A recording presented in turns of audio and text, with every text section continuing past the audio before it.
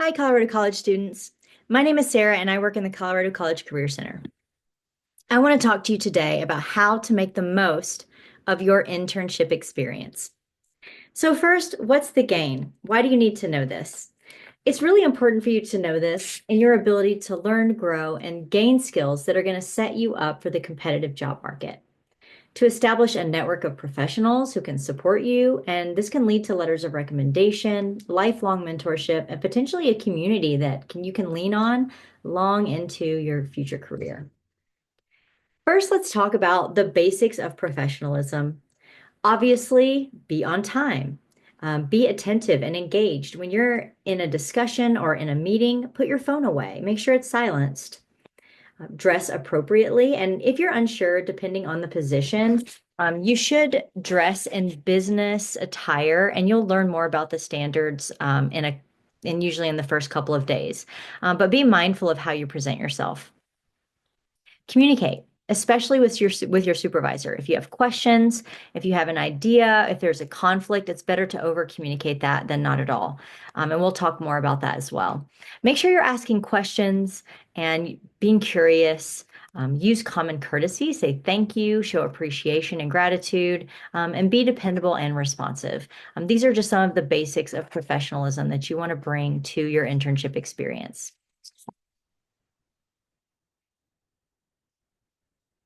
And engage with coworkers and other people that are working alongside you. It's important to introduce yourself, try to have contact with each person to get a sense of what they do and learn about different pathways.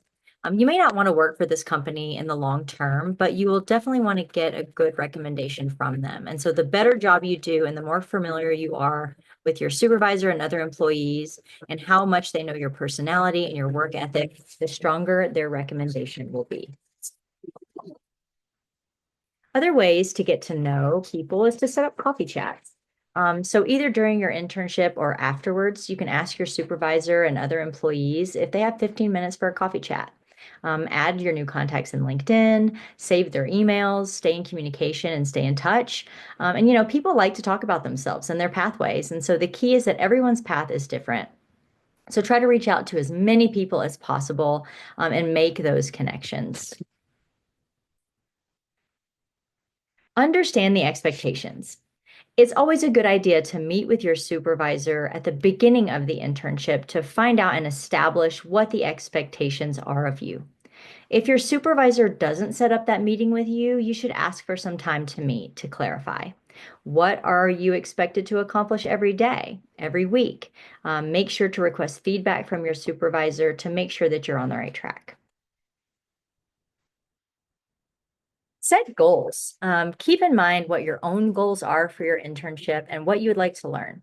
Discuss your interests with your supervisor and ask if there are opportunities for you to lean in and get involved in those areas and communicate that. They won't know unless you share. Things to keep in mind as you set up your goals and think about what you want to gain from your internship are transferable skills. What you see on your screen are some of the key skills and attributes that every business, every organization, for every position, and every industry, they are looking for these skills in their applicants. And so they can show competency. You can show competency in these areas through your experience, specifically in your internship. You have the ability to learn and grow in these areas. And so it's really important for your future roles that you think about what your goals are and how they align with these transferable skills. Be attentive. So watch and learn. You want to understand and act in accordance with the culture of the organization. So you want to watch and just seek guidance from colleagues and peers. What are the routines of the organization, of the people? You want to make sure you're reading any organizational materials, policies, and procedures, even if you're not asked to. If it's appropriate, you can ask to sit in on meetings or shadow other employees so you can learn the ins and outs of the business and learn more about their day to day. Stay busy. If things are slow for you, make sure that your supervisor knows that. And then if things are still slow, see if it's okay to ask other employees if they need help. or generate ideas about what you might be able to work on as a long-term project or to fill some of that downtime and present it to your supervisor. This is really showing that you know how to take initiative. Everyone has to do work that they don't necessarily want to do at one point or another. And the more enthusiastic and willing you are to do certain tasks, the better the chance that you might be hired on full time or get a strong recommendation. Plus, is there a better or more organized way to finish some of those tasks? So make sure you're bringing those ideas to the table. Be organized. Take notes during all your meetings. Keep a to-do list of tasks and deadlines. Keep your workspace neat. Take care to observe the data storage processes. If your organization keeps files in central locations, take notes and observe and maintain records in accordance with their policies. Manage your time. Keep track of your projects. And this is also going to help if you receive summer internship funding for your story map that you have to deliver at the end of your experience. So manage your time. Always complete those projects on time. And when one task is done, ask for another. If at any point you feel overwhelmed by the projects or what's on your plate, just talk to your supervisor and ask about prioritizing that work.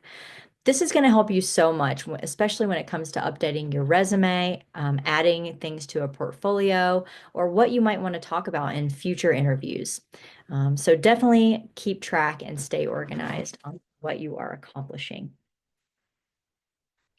So as you start to think about closing out your experience, if there's no formal review process, be sure to ask your supervisor and coworkers for feedback on your performance so that you can learn about what you've done really well, where your strengths, and what areas you need to improve upon. You want to update your resume, thinking through what those transferable skills are that you've gained, and reflect on the skills you've gained during your internship in that resume and show those accomplishments. Even if you decide that this career field is not right for you, the experience is still a valuable one. And consider the steps that you can take to move forward in your career path. You want to follow up, show that gratitude for the experience, write a thank you note, email, stay in touch with your supervisor and former colleagues.